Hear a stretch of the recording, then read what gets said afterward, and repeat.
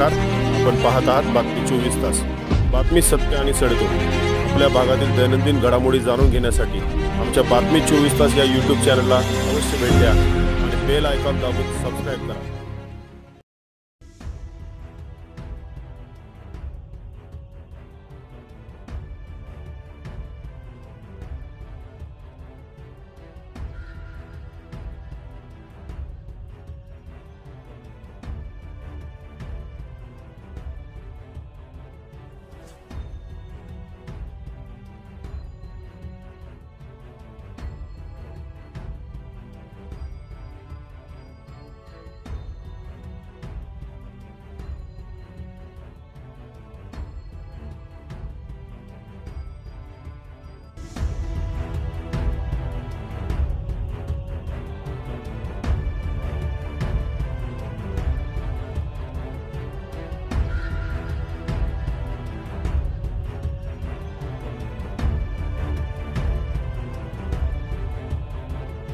बघा, हे रस्तेचं बांधकाम किंवा कुठल्याही प्रकारचं बांधकाम त्याच्यातली इत्यंभूत माहिती आपल्याला त्यातला तज्ञ माणूस देऊ शकतो आणि त्या तज्ञ म्हणून आपण इथले ज्युनियर इंजिनियर संतोष पवार साहेब त्यांच्याकडे आपण माहिती विचारण्यासाठी आलो होतो। परंतु एक साधा प्रश्न ते आपल्याला कळतो, जिथं डांबर आणि कॉन्क्रीट एकत्र होतंय तिथं ते बांधकाम कदाचित जुळणार नाही।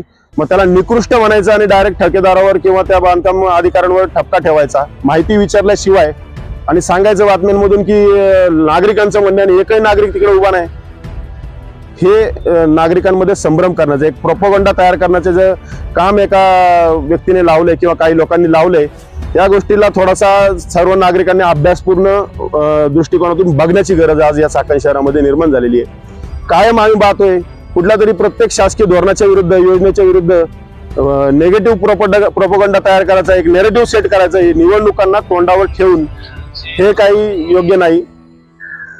आमचं म्हणणं इतकंच आहे की जे त्यातले तज्ञ आहे तुम्ही त्यांच्याशी चर्चा केल्याशिवाय कुठल्याही निकषावर येऊ नका आणि मुळात जिथं एंड पॉइंट आहे त्या रस्त्याचा तिथं दगड उखडणं, कारण डांबर आणि कॉन्क्रीट तिथं आहे, मग हा विचार करण्याच्या गोष्टी आपण तज्ञांना बोलल्याशिवाय लगेच अशा बातम्या, मी प्रसार माध्यमांना विनंती करतो, अशा कुठल्याही प्रकारच्या बातम्या आपण केल्या नाही पाहिजे, जेणेकरून आपण नागरिकांमध्ये संभ्रम निर्माण होता कामा नये। आम्ही तिथं वस्तुस्थिती जाऊन पाहून आलोय, आपल्या कॅमेऱ्याच्या माध्यमातून आपण ती जनतेला दाखवावी।